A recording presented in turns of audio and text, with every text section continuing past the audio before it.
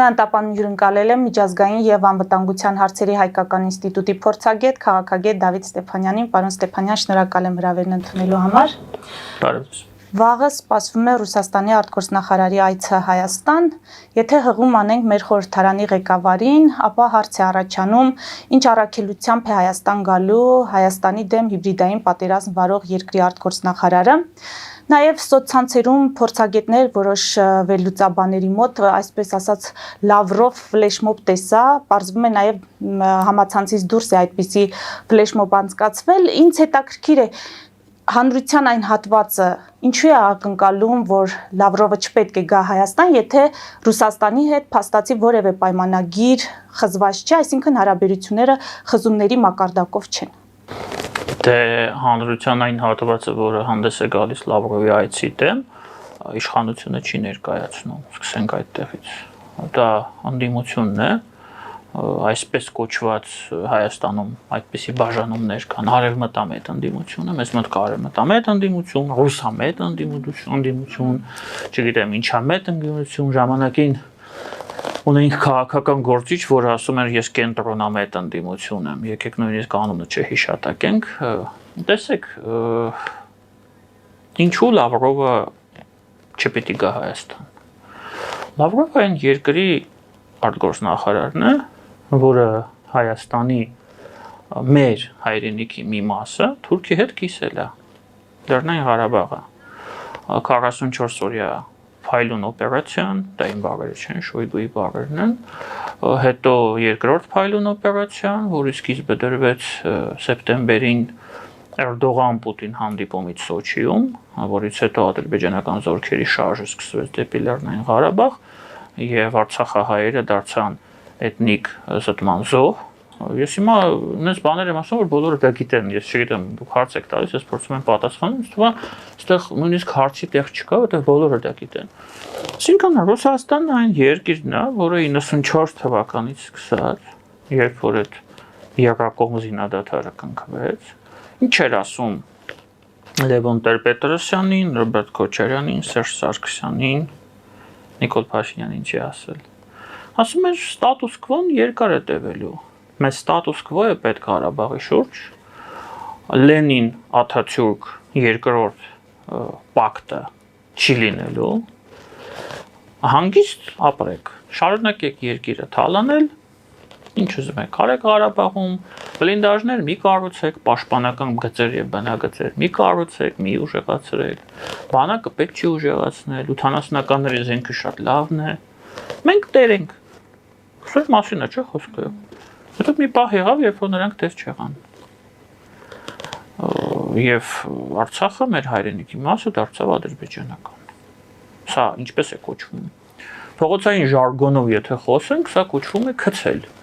Ռուսաստանը իր դաշնակցին քցել է, Հայաստանը շարունակում է թղթով մնալ Ռուսաստանի դաշնակից, բայց փաստացի քցել է, հետո Ռուսիա ասաց դալչե ոյշե, եկան ջերմուկ մտան, ռուս գեներալը հապկի եկավ, ասաց, ով ասաց, որ ջերմուկը ընդհանրապես ձերն է, թե դրանից հետո մենք ինչ պիտի մտածենք Ռուսաստանի մասին, մենք պիտի մտածենք, որ ինքը ոչ թե մեր դաշնակիցն է, այլ մեր թշնամին է, դրա համար այդ մարդիկ, ովքեր այդ ֆլեշմոբը իրականացնում են, եւ ես նրանցից մեկն եմ, կարծում ենք, որ այդ երկրի նախարարը,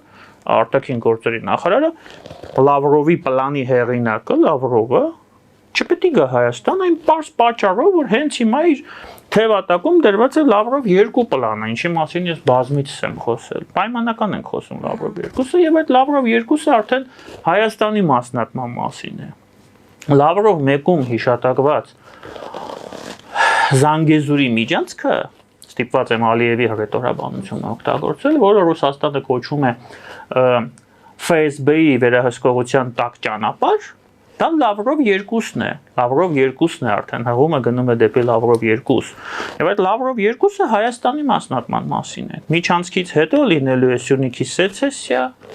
դրանից հետո լինելու է Հայաստանի մասնատում եւ նորից թուրքերի եւ ռուսների միջև։ Այս մարդը Հայաստանին ինչ ունի ասելու եւ առաջարկելու։ Ես որևէ դրական բան չեմ սպասում, եթե մենք խոսում ենք ռազմաքաղաքական հարաբերությունների մասին։ Կարծում եմ դրա համար եմ դեմ։ Իսկ աշխարհաքաղաքական իրավիճակը, այսինքն այնպեսին է, որ Լավրովը հարմար գտավ հենց այս փուլում գալ Հայաստան, այո, այդ առաքելությամբ ձեր ասած Լավրով 2 պլանը իրականացնելու առաքելությամբ։ Ոչ։ Բայց ռուսական քաղաքականությունը այսպեսին է, որ նրանք երբեք հաշվի չեն առնում աշխարհաքաղաքական իրավիճակը։ Նրանք վերջին բոլոր տարիներին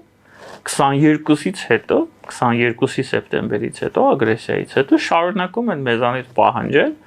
այդ 9-րդ կետի կատարումը։ Այսինքն սա տրամաբանական է, դուք տրամաբանական հարց եք, չէ՞ տալիս։ Հիմա ես ասում եմ, սա տրամաբանական է։ Նրանք վաճառեցին Արցախը Թուրքին,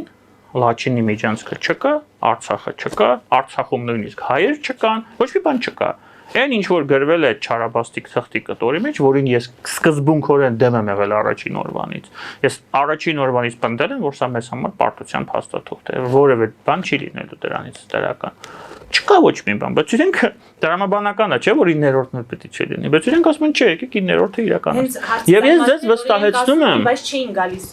Ես ձեզ վստահեցնում եմ, որ այս բանակցությունների ժամանակ Երևանյան Լավրովը սրա մասին էլի խոսելու է։ Էլի այդ հարցը բարձրացնել։ Ինքը գիտի, որ մենք դա չենք անի, բայց ինքը բարձրացնելու է։ Այդպեսին է ռուսական դիվանագիտությունը, այդպեսին Լավրովյան դիվանագիտությունը։ Ոգևորվեցին Փաշինյանի մոսկովյան այցից այդ շքերթի մասնակցությունից։ Շատ հնարավոր է։ Գիտեք ինչու, ես միշտ էլ դա ասել եմ։ Սա շատ տրամաբանական է Ռուսաստանի դեպքում։ Ռուսաստանը ապրում է ինչ որ Королевство Кривых Зеркал, հա, ծուր հայելիների թագավորությունում։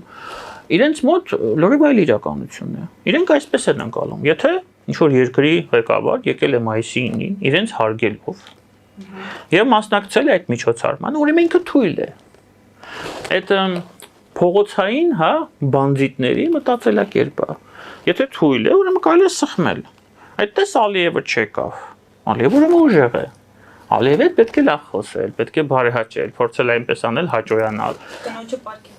Կնոջը պարգևատրել, Կիրիլին ուղարկել, Մատվիենկոն բաներ ուղի, ինչ-որ նամակներ ուղի, պարոն հարգելի Ալիև եկեք։ Ալիևը չի գնացել, եւ լավ է արել։ Նիկոլ Փաշինյանը գնացել է, սա միանշանակ Մոսկվայում ընկալվել է որպես թուլության նշան։ Ես արմանում եմ, որ մեր քաղաքական գործիչները միջև դա չեն հասկացել։ Եթե թուլության նշան է, նշանակում է Նիկոլ Փաշինյանը չի էլ կարողանալու դիմադրել Ռուսաստանի ինչ-ինչ պլաներին։ Ինչու՞ չի կարողանալու։ Կարողանա, բայց եթե թույլ է, ինչպես է դիմադրել։ Դիմադրում է, չէ՞, այսքան ժամանակ։ Եկեք փորձենք բնութագրել կամ անվանել Նիկոլ Փաշինյանի քաղաքականությունը Ռուսաստանի մասով։ Ես այս համատեքստում ուզում եմ նշել, որ մենք բոլորս արդեն հասցրեցինք ծանոթանալ Քոչարյանի հայտարարություններին, դրանք նորություն չեն, շատերի համար դրանք կարող են լինել ընկալելի եւ ոչ ընկալելի, քննադատենք, որ նա Ռուսաստանի հետ միութենական պետություն է տեսնում, չգիտեմ, իրեն Հայաստանը պատկերացնում է նրա աչքերով մարզի կարգավիճակում։ Ինձ զրկում եք հնարավորությունից խոսել Ռոբերտ Քոչարյանի հարցազրույցի մասին։ Շատ լավ, այս համատեքստում ես ուզում եմ հասկանալ այդ դեպքում ինչպես անվանել Նիկոլ Փաշինյանի քաղաքականությունը։ Եթե նրա ներկայացուցիչ, իշխանության ներկայացուցիչները ի հեճուկս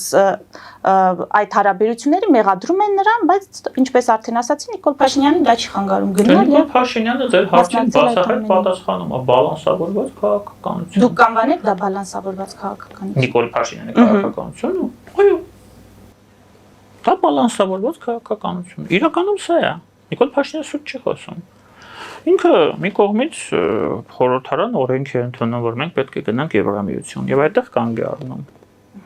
Մենք երկար ենք կանգ առնել։ Այդ օրենքը հիմա գնացել է դարակի վերադրվել, ուրեմն փոշի է նստելու։ Ես դա վաղուց եմ ասում, միջև ընդունելն է, ասում եք, ընդունի օրենքը, միանշանակ վստահ եմ։ Բայց դրանից հետո կանգնելու է ընթացքը։ Մյուս կողմից գնում է Մոսկվա մայիսի 9-ին, մյուս կողմից գնում է Էստոնիա, մյուս կողմից գնում է Տիրանը, չէ՞։ Բայց Հայաստանը նույն տեղում է։ Հայաստանը նույն տեղում է։ Հայաստանը վեկտոր չի փոխել այս պահին։ Հայաստանի դիվերսիֆիկացիան, որի մասին այդքան երկար է խոսվում, 90-95%-ով մեր զենքի ոլորտում է։ Ինչու է դա, որովհետև ոչ թե մենք ենք հրաժարվել ռուսական զենքից, այլ Ռուսաստանն է հրաժարվել մեր զենք մատակարարել։ Այսինքն այդ դիվերսիֆիկացիան էլ Երևանից չի եկել, Մոսկվայից է եկել։ Իսկ մնացած բոլոր բնակավարում նայեք ցուցանիշները տնտեսական արևտրի շրջանառությունը, ինչ դիվերսիֆիկացիայի մասին է խոսքը։ Նիկոլ Փաշինյանը ճիշտ է ասում։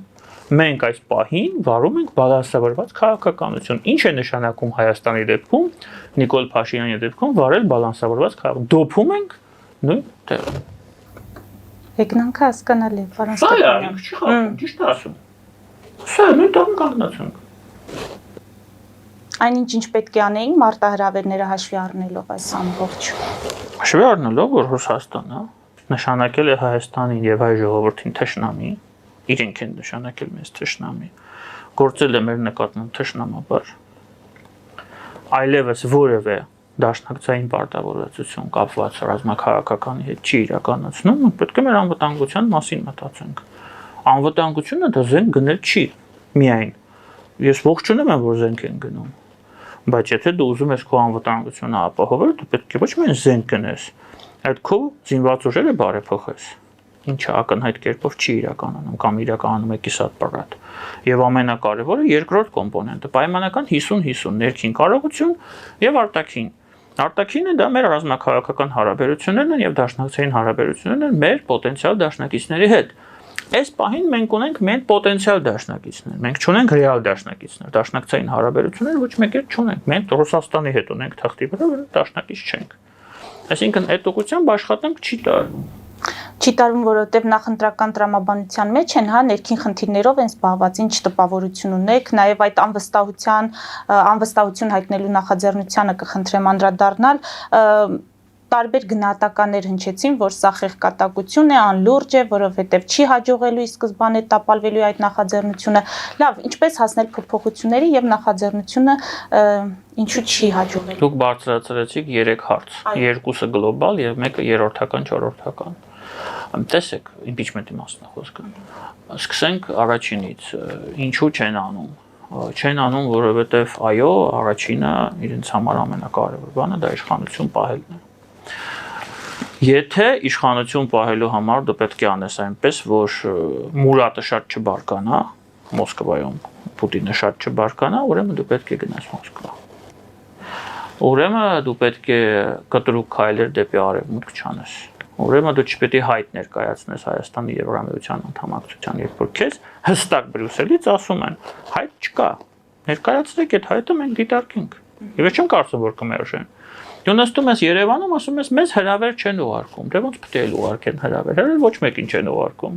Բայց մարդիկ ասում են, ուղարկեք, մենք էլ կխոսենք, կպայմանավորվենք, կփորձենք հասկանալ ինչ ենք անում։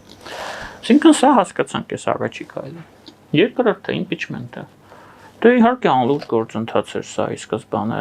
անլուրջ էր այն պարզ պատճառով, որ բոլորը հասկանում են, որ քաղաքացիական պայմանագիր կուսակցությունում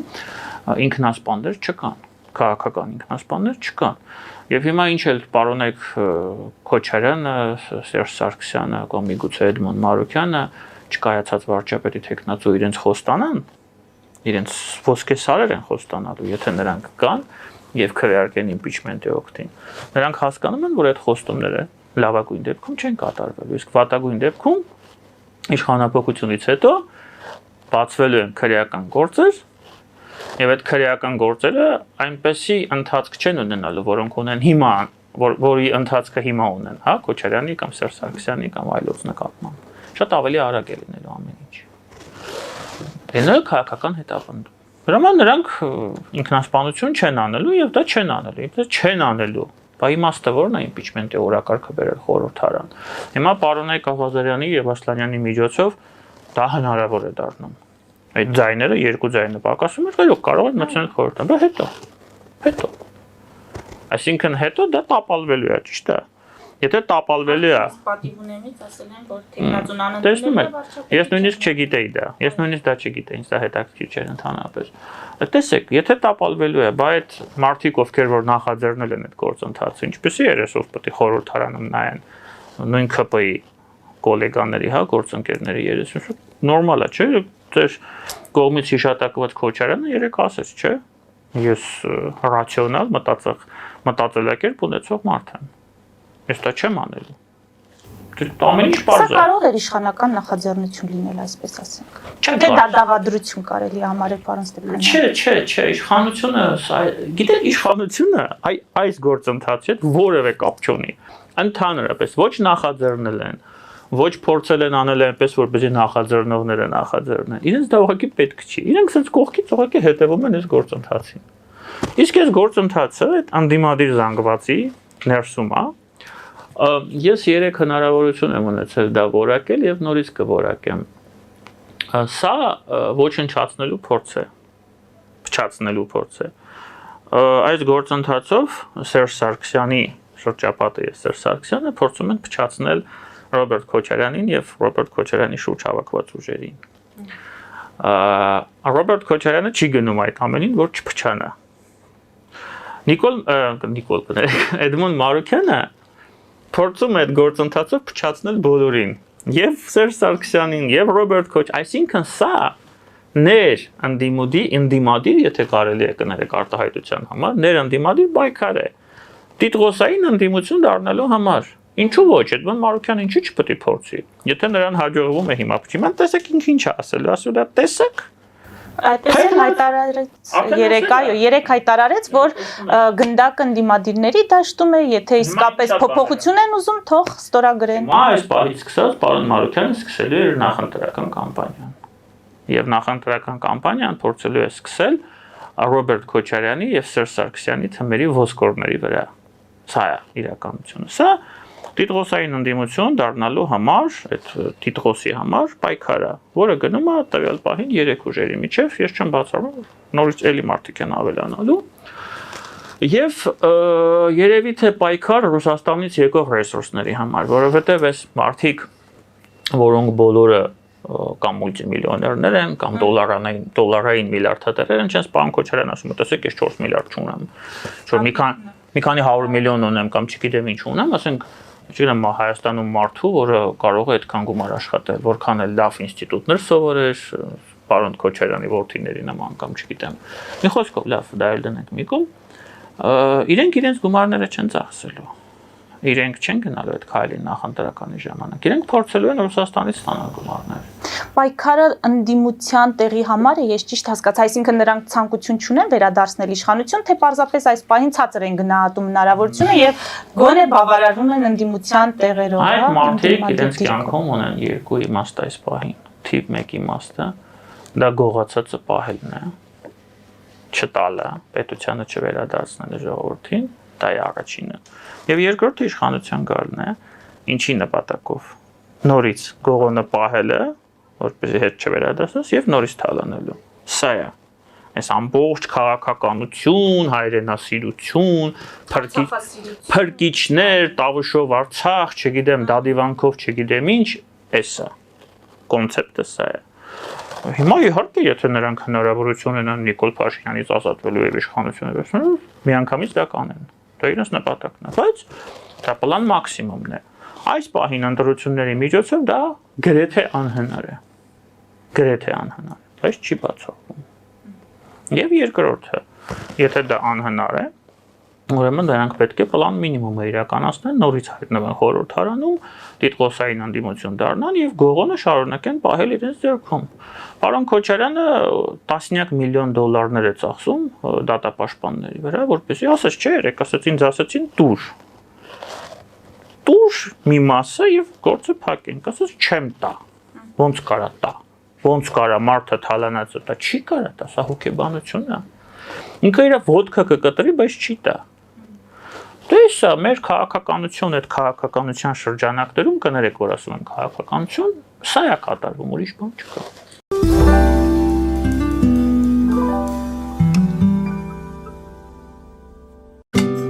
Ինչ է պետք տունը, առանձնատունը կամ ամառանոցը հաճելի, հարմարավետ դարձնելու համար։ Ճիշտ ընտրած կահույք, օրիգինալ դեկորներ, հյուրերին ընդունելուց գեղեցիկ սպասք, գուցե նոր սփռոց։ 60-ից ավելի ճանաչված եվրոպական բրենդների ինքնատիպ, չկրկնվող եւ մատչելի ընտրանին Fortuna Home and Country House խանութ սրահում։ Նորավոճ սպասք եւ կահույք հորեկա բնագավառի համար, տեքստիլ, տնտեսական ապրանքներ, ամեն ինչ գեղեցիկ կյանքի համար։ Ընտրեք այն, ինչ վաղուց փնտրում էիք Fortuna Home and Country House-ում, ձեզ համար եւ որպես նվեր ձեր մտերիմների համար։ Երևան շիփինգ, սենսացիալ ստեղ, հա։ Այո, ճիշտ եք եկել։ Սանդրոցներ Երևան ուղարկելը $2.99 օթանավով։ Այո։ Իսկ եթե դոլար ուղարկես, դոլար ստանան։ 1%, հա։ Այո։ Իսկ որ տանեն տուն հասցնեն, էլի 1%, հա։ 2%։ Երասա ծրիա, էլի։ Ժողովուրդ սենսացիա, ծրիա։ Նորթ Հոլիվուդ կլենդել։ Jackpot հագուստի վաճառակենտրոնը վերաբացվել է Թահանգա քաղաքում։ Նոր տեսականի, նոր արժեքներով ու նոր զեղչերով։ Եվրոպական հագուստ եւ կոշկեղեն կանանց, տղամարդկանց եւ երեխաների համար։ Օծանելիք, ճամպրուկներ, պայուսակներ, գիշերանոցներ, գոտիներ եւ դրամապանակներ։ Մեծ ապրանքատեսականի, մեծ զեղչերով։ Համեցեք Jackpot Թահանգայում։ Հասցեն 7057 Foothill Boulevard։ Հեռախոս 818 813 2252։ Jackpot։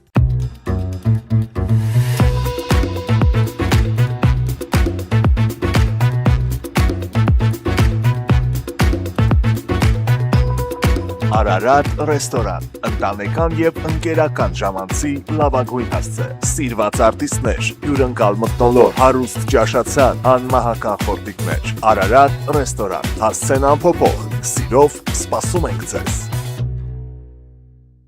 Ավելի քան 11 տարի Աքսիոմետ վնասվածքաբանական վերականգնողական բժշկական կենտրոնում գործում են հենաշարժիչ համակարգի խնդիրների լուծման բոլոր ժամանակակից մեթոդները։ Հասցեի Երևան, Տերյան փողոց 3 շենք, 42 տարածք, հեռախոս 010 522 882, 091 522 882։ Լավագույն պաղպաղակ, բնական, համեղ եւ մատչելի գներով պաղպաղակը կարող եք ձեռք բերել բոլոր հայկական խանութներում։ Պահանջեք հայկական պաղպաղակ, Թամարա պաղպաղակ։ Glendale West Pharmacy, ձեր ուղեկիցը տեղերի աշխարհում։ Ունեք հարցեր, զանգահարեք 818 548 5157 հեռախոսահամարով կամ այցելեք 1109S Glendale Avenue, Glendale CA 91 205 հասցեով։ Նոյան տապանի վազող տողում հայտարարություններ տեղադրելու համար այցելեք Երևան Իսահակյան փողոց 28 երրորդ հարկ կամ զանգահարեք 055 50 90 50 +118 967 5677 կամ էլ կապվեք կոնտակտ Շնիկ NTM էլեկտրոնային հասցեով։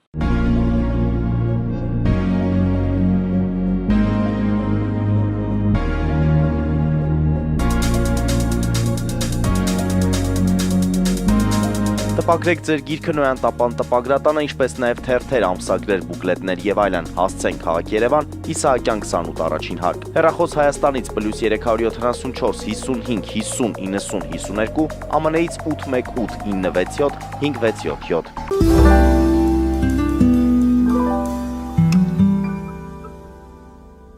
Պարոն Ստեփանյան, այս ձեր ասացի պատկերի մեջ ինչ շանսեր ունեն այլընտրանքային ուժերը։ Դուք վստահ եմ հարցազրույցներ անցկացնում եք, դիտարկումները ունեք, ձեր ինչ տպավորություն ունեք այլընտրանքային ուժերը, որոնք չունեն այդ գումարները, այդ քարոզչական ռեսուրսը, նրանք այս պայքարում կկարողանան իրենց խոսք ասել, լսելի լինել, ինչ որ քվե ստանալ։ Այսինքն ոչ ըստ դիպոսային ընդդիմությունը, ոչ էլ իշխանությունը, հա։ Ես կարծում եմ, որ շանս ունեն իհարկե։ Ամեն ինչ իհարկե կախված է ընտրողներից։ Այդ որ մարդիկ մտնում են կոմենտներում այդ մարդկանց մասին, հա, հարցազրույցների եւ ելույթների տակ գրում են դուրս եկեք, միացեք, մեզ երրորդ ուժ է պետք, հա։ Այդ մարդիկ մենակ ասելով չի, այդ ամենը պետք է ընտրություններին այդ ասողները գնան եւ անեն քվեարկելու միջոցով, քվեատուփը գցելով այդ թերթիկը։ Թե եթե ժողովուրդը իրոք հասկանում է, որ Քոչարյանների դեպքում Հայաստանը ուղղակի կծախեն Ռուսաստանին, որը կծախի այն թուրքերին, այնպես ինչպես դա եղավ Արցախի հետ, ցավոք սրտի։ Եթե ժողովուրդը հասկանում է, որ Նիկոլ Փաշինյանը մեղմ ասած այնքան էլ լավ էֆեկտիվ մենեջեր չի, կառավարիչ չի, եւ 7 տարում Հայաստանում արվել է շատ քիչ, այդ մարդը ունեցել է 90%-անոց աջակցություն հասարակության, դա նախանձելի բան է։ Երբ որ ինքը 18-ին դուրս էր գալի փողոց հանգիստ քայլում էր ազատ եւ մարդիկ ողջունում էին իրեն, սա գիտեք, սա 1000-ից մեկ է լինում, որ որևէ քաղաքական գործիչ այսպիսի պատվի արժանանա, եւ դա եղել է։ Ինքը այդ ամենը մսխել է մի քանի տարվա ընթացքում եւ փոխարենը ոչ մի բան չի ստեղծել։ Ընդհանրապես ես հիմա ինչ եմ ուզում ասեմ, ցանկացած բարեփոխում միշտ ցավոտ է լինում։ Ժողովուրդը երբեք հասարակությունը բոլոր երկրներում երբեք բարեփոխումը ծապտալով չի ընդունում, որովհետև այդ բարեփոխման արդյունքում ինքը պետք է իր գոտին ձգի մեղմ ասած, հարկերն են աճում, ինչ որ բաներ է փոխվում, այսինքն դու պետք է պետություն կառուցելու ճանապարհին ավելի քիչ ուտես։ Դու պետք է դառնաս օրինապաշտ։ որպեսզի հետագայում 10-20 տարի հետո քո պետությունը հզորանա, ուժեղանա, քո ցանածը սկսի ծիլեր տա եւ դու արդեն այդ բերքահավաքը կատարես։ Դե դրա համար էլ երբեք բարեփոխումները պոպուլար չեն լինում հասարակության շրջանում, բայց Նիկոլ Փաշինյանը ռեալ որևէ բարեփոխում չի իրականացրել միջև վերջ։ Դուք կարող եք մի ոլորտ նշել, որտեղ բարեփոխումը իրականացվել է, մենք պատրաստի ոլորտ ունենք։ Կիսատ բարդ բարեկային ծառայություն են ստեղծել, որը էլի հարցականներով է աշխատում։ Բայց կապիտալը մշտվել է։ Այդ իր անձնական ռեյտինգը, ԿՊ-ի ռեյտինգը մսխվել է։ Այսինքն դա ինչի մասին է խոսում։ Նույնիսկ սեփական շահերի պաշտպանելու դիրքից ԿՊ-ն եւ Նիկոլ Փաշինյանը էֆեկտիվ մենեջերներ չեն։ Սա փաստ է։ Իսկ եթե նրանք էֆեկտիվ մենեջերներ չեն, մենք ինչ սպասելիքներ որպես քաղաքացիներ կարող ենք ունենալ նրանցից 26-ից հետո։ Կադրերի խնդիրներ, պարոն Ստեփանյան։ Կադրային քաղաքականությունը շատ վատն է, որովհետև յուրայիններին են պաշտոններ տալիս, մարդկանց, ովքեր որ իրենցից ոչ մի բան չեն ներկայացնում, շատ դեպքեր, ոչ բոլորի դեպքում։ Այնտեղ լավ մենեջերներ կան, բայց քիչ են ցավոք։ Հիմա ունենք այսպիսի ընդդիմություն, այսպիսի իշխանություն։ Ինչ է մնում։ Մնում է այդ երրորդ ուժը, երրորդ ուժն ինչ որ կուսակցություններ են փոքր, տարբեր, որոնք որից կարծում եմ գնալու են ընտրությունների։ Հիմա եթե մեր հասարակությունը, մեր ժողովուրդը ցանկանում է, որպեսզի լինի բալանս, այն բալանսավորված քաղաքականությունը, որը պարոն Փաշինյանը վարում է արտաքին ուղղությամբ, լինի նաև ներսում երկրի, որպեսզի խորհրդարանը դառնա խորհրդարան, այդ ոչ թե փողոցային ռազմորկաների վայր, որպեսզի այդ չգիտեմ ոնց ցիվիլ արտահայտվեմ, այդ հայհոյանքը դուրս գա այդ խորհրդարանից եւ խորհրդարանը դառնա քաղաքական մտքի գեներացման վայր, պետք է ընտրել այլ ուժերին։ Հիմա դուք հարց եք տալիս հնարավորությունը թե ոչ, ես կարծում եմ ունեն, բայց ամեն ինչ կախված է ընտրողից։ Ընտրողը պետք է այս իրողությունը գիտակցի, ընտրի ում է ընտրում այդ մնացած ուժերից եւ գնա ընտրություններին։ Սա է, ուրիշ տարբերակ չկա։ Եթե սա չլինի, եթե նորից դիսկուրս ընտրությունը գնաց կեղծ նախքին ներկա, մենք ստանալու ենք նույն խորհրդարանը, որ ունենք այսօր, մենք ստանալու ենք նույն կառավարումը իր ցածր էֆեկտիվությամբ, որը ունենք այսօր, դա լավագույն դեպքում։ Իսկ վատագույն դեպքում, եթե հաղթեն նրանք, մենք կարող ենք մեր ազատությունը կորցնել։ Ինչու կորցնել, որովհետև ազատությունը ինձ համար գերագույն արժեք է։ Եվ եթե ես ապրում եմ Հայաստանում միջև այսօր, ես դա անում եմ դա մեկ պատճառով, որ ես այստեղ ազատ եմ։ Իսկ ազատություն դու կարող ես ունենալ միայն ինքնիշխան երկրում, անկախ երկրում։ Ճիշտ է, մենք խնդիրներ ունենք անկախության ինքնիշխանություն, բայց լավից վատից ունենք։ Հիմա եթե ես մարդիկ վերադարձան, չենք ունենալու, խեղդվելու են։ Այո, մենք ազատ չենք լինելու։ Պարոն Ստեփանյան, ամփոփենք մեր զրույցը Պուտին-Թրամփ հեռախոսազրույցով 2 ժամ է տևել, բնականաբար քննարկել են ռուս-ուկրաինական պատերազմը։ Հիմա Թրամփի տպավորությունից մի հատված մեջ բերեմ, ասում է զրույցի տոնն ու ոգին գերազանց էին, եթե այդպես չլիներ, ես դա կասեի հիմա, այլ ոչ թե ավելի ուշ։ Ռուսաստանը ցանկանում է լայնածավալ առևտուր անել Միացյալ Նահանգների հետ, երբ այս աղետալի արյունահեղությունը ավարտվի, եւ ես համաձայն եմ։ Ռուսաստանի համար կա հսկայական հնարավորություն ստեղծելու հսկայական քանակությամբ աշխատատեղեր եւ հարստություն, նրա ներուժը անսահման է։ Զելենսկին էլ պնդում է, որ իրենց զորքերը դուրս չեն գա տարածքներից, նաեւ Միացյալ Նահանգներին խնդրում է առանց իրենց մասին որոշումներ չկայացնել։ Դուք ինչ եք սպասում այս պատերազմի կամ հակամարտության ավարտի հետ կապված։ Կհաջողվի Թրամփին բեկում մտցնել, փոփոխություն բերել։ Տեսեք, դուք հարց եք տալիս, պետքա ճշտել ժամանակային սահմանները։ Տեսանելի ապագայում ոչ մի բան։ Եթե տեսանելի ապագայում ոչ մի բան եւ ԱՄՆ-ն դուրս գա, ինչպես մի քանի անգամ Թրամփը հայտարարել է, չի կարող ԱՄՆ-ն դուրս գալ, դա շանտաժի միջոց է, եւ Թրամփն էլ է շատ լավ հասկանում, որ ոչ մի բան չի ստանա Պուտինից, եւ շանտաժ է անում Պուտինին, որ ես կարող եմ դուրս գալ, ինչ եք անելու այդ ժամանակ։ Ինքը չի կարող դուրս գալ, ինքը կարող է բանակցային գործընթացից դուրս գալ, բայց Ուկրաինային թողնել չի կարող, որովհետեւ եթե Ուկրաինան ընկնում է, ՆԱՏՕ-ի սահմանները հայտնվում են վտանգի տակ։ Իսկ ՆԱՏՕ-ն, որքան էլ Թրամփը խոսա իր մեծ խոսա, պետք է ԱՄՆ-ին այնքան, որքան պետք է Եվրոպային։ Սա լուրջ խնդիր է, այնպես չի, որ հիմա դուրը փակեց ու գնաց։ Տենց չի լինում։ Ինքը ուզի թե չուզի ԱՄՆ-ն այս հակամարտության մեջ կողմ է, անկղմված է։ Ես դե կա եւ բարոյական կողմ, որովհետեւ Զելենսկին երբեք չէր գնա այդ պատերազմին, եթե ժամանակին մեր լեզվով ասեմ, առաջին հերթին ԱՄՆ-ն դուխը չտար իրեն։ Չասեին, որ մենք քեզ խոստանում ենք օգնություն, փող,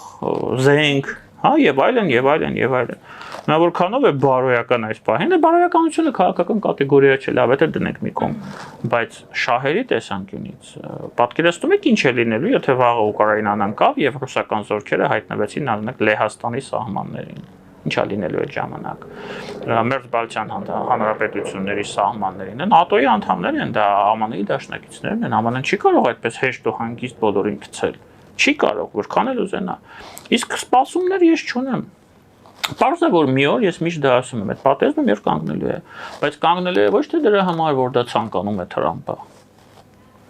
Այդ կողմերը ուղղակի հյուծված են լինելու, այնքան որ կանգնելու է։ Եվ Թրամփը ստիպված է լինելու շարունակել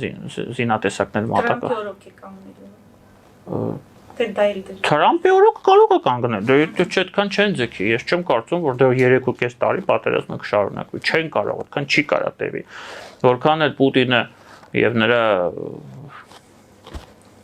վեցնոցները ասեն, որ մենք Շվեդիայի հետ, չգիտեմ, 100 տարի ենք պայքարել, ինչ ենք արել, մենք կարող ենք երկար պայքարել, երկար չեն կարող պայքարել։ Պարզ է, որ կանգնելու է, ժամանակավոր, բայց այս հակամարտությունը լուծում չունի։ Այս հակամարտությունը ունի մեկ լուծում։